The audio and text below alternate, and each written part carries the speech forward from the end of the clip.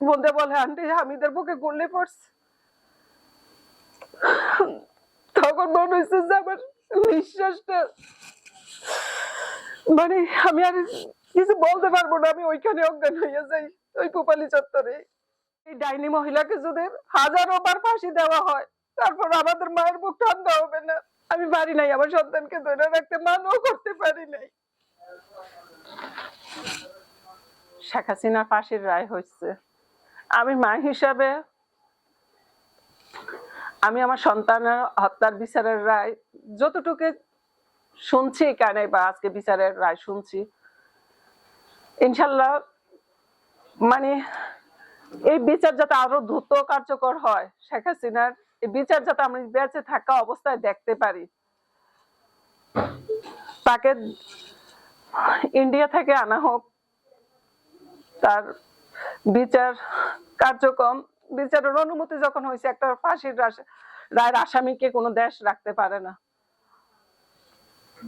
India থেকে অবশ্যই আমি চাইবো, আমি শহীদ হামিদুর রহমানের মা, তারা আমার দেশের আসামিকে ফিরিয়ে দিবে। সকল শহীদ পরিবারের পক্ষ থেকে আমরা চাইবো যে এটা দ্রুত কার্যকর হোক, এই ফাঁসির রায়টা দ্রুত কার্যকর হোক। হ্যাঁ, আমাদের হাজার হাজার মায়ের বুক খালি করছে। এই ডাইনি মহিলাকে যদি হাজারো বার ফাঁসি দেওয়া হয় তারপর আমাদের মায়ের বুক ঠান্ডা হবে না। উনি একটা কথা বলতো যে ওনার স্বজনেরা বেটা, ওনার তো সন্তান মারা যাবে, আমার তো সন্তান মারা গেছে, আমার হাজারো মায়ের সন্তান বুক খালি করে দিছে। এই ডাইনি শেখ হাসিনার এমন বিচার হোক ভবিষ্যতে, যাতে তার এই বিচার দেখে কোনো মানুষ অন্যায় করার যাতে সাহস না পায়, এই অত্যাচার করার সাহস না পায়। যতবার কোন স্বৈরাচারী সরকার এইভাবে দেশে যদি আসে, ঠিক ততবারে ছাত্র জনতা, সাধারণ মানুষ, আমরা সাধারণ মায়েরা এসব স্বৈরাচারী দস্যুরদের তাড়িয়ে দিব।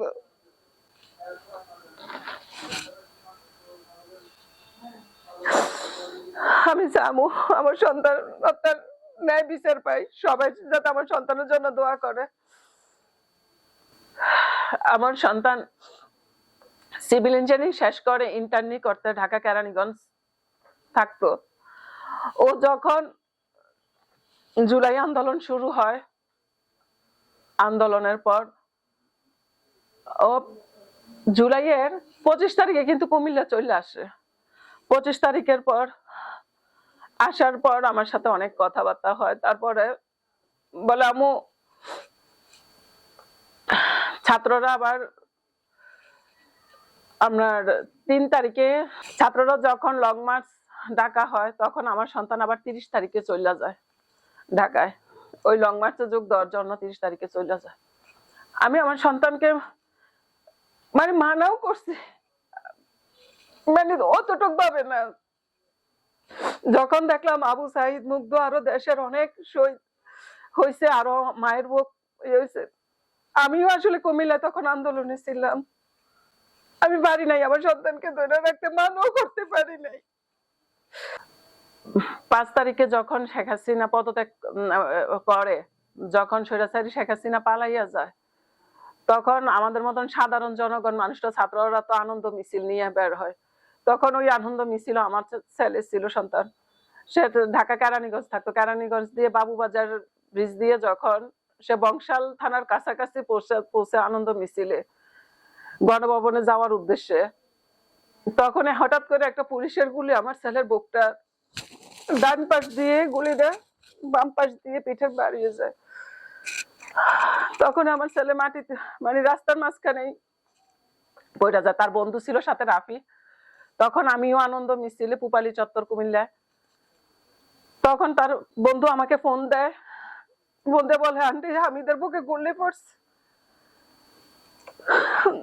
তখন মনে হয়েছে যে আমার নিঃশ্বাসটা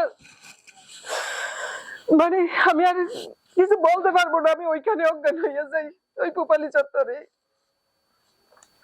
তারপর তার বন্ধু ঢাকা মেডিকেল কলেজে নিয়ে যায়। রিস্কায় কইরা, তখন তার শেষ ডাক ছিল তার বন্ধুর মুখ থেকে শুনলাম, আম্মু আম্মু বললে ডাকছিল। আমি এমন হতভাগা মা যে আমি আমার সন্তানের শেষ ডাকটাও শুনতে পাই নাই।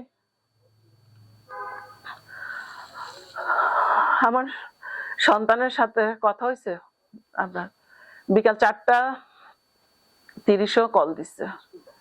4:30 কল দিয়ে 4:35 আমার ছেলের মৃত্যুর খবরও আসছে। মানে এটা বিশ্বাস করার মতন না যে ছেলে মানে কথা বলার একটু পরে তার মৃত্যুর খবর আসলো।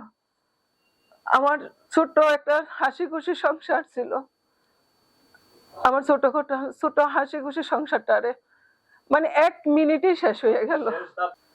স্বৈরাচারী শেখ হাসিনাকে ভারত থেকে আনা হোক। আমি আশা করবো ওই দেশের সরকার আমাদের পাশে দাঁড়াবে। আমাদের এতগুলা মায়ের বুক খালি করছে, এত হাজার মানুষ মারছে, এরকম স্বৈরাচারীরা যাতে কোনো দেশ জায়গা না দেয়। ওই স্বৈরাচারী মানুষটারে এই দেশে আনা হোক, তারপর তাকে ফাঁসিতে ঝুলানো হোক, যাতে এই দেশে আর কোনো স্বৈরাচারী সরকার মাথা চারা দিতে না পারে, উঠতে না পারে।